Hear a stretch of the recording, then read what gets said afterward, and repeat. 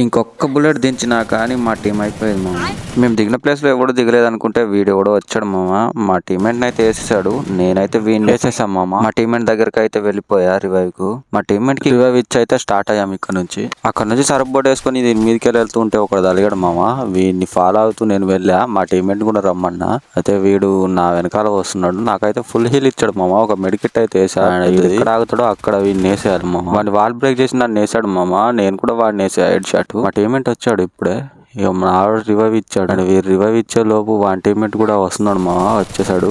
వీడిని వేసే లోపు మా తరపాన త్రొక్కొచ్చింది మా, ఎందుకంటే మావాడు డౌన్ అయ్యాడు, నాకైతే కొంచెమే హెల్త్ ఉన్నది మా. అండ్ కొద్దిలో అయితే మా టీం తప్పించుకున్నాం, లేకపోతే ఇంత మా పని అయిపోయేది మా. అక్కడ నుంచి వెళ్ళగానే కింద ఒక టీం మా ఒకడైతే కనిపించాడు, వానికి 74 కొట్టి డౌన్ చేసేసా, అంటే కిల్ చోర్ చేసాము. అండ్ ఇంకా ఉన్నారు ముగ్గురు, వాళ్ళు దోండి బుల్లెట్స్ వస్తున్నాయి. ఇలా తిన్నగా రాగా వీడు కూడా కనిపించాడు మా, వీనికి హెడ్ షాట్ కొడదామని లోపు నన్ను కొట్టేశాడు మా టీమేట్ వచ్చేసి వాడిని కొట్టేశాడు.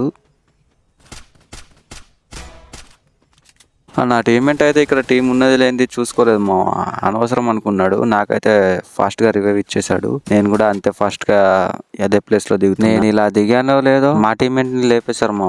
ఏదేమైనా సరే అనుకొని నేనైతే రష్కి వెళ్ళిపోతున్నా.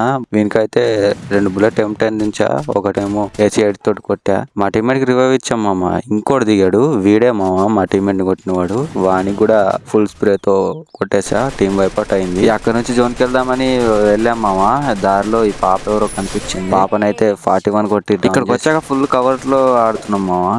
బాగానే టీమ్స్ ఉన్నట్టున్నాయి ఇక్కడ, కానీ మాట ఒకటి వాళ్ళు వేసే లోపు నన్ను కూడా కొట్టేశాడు మా.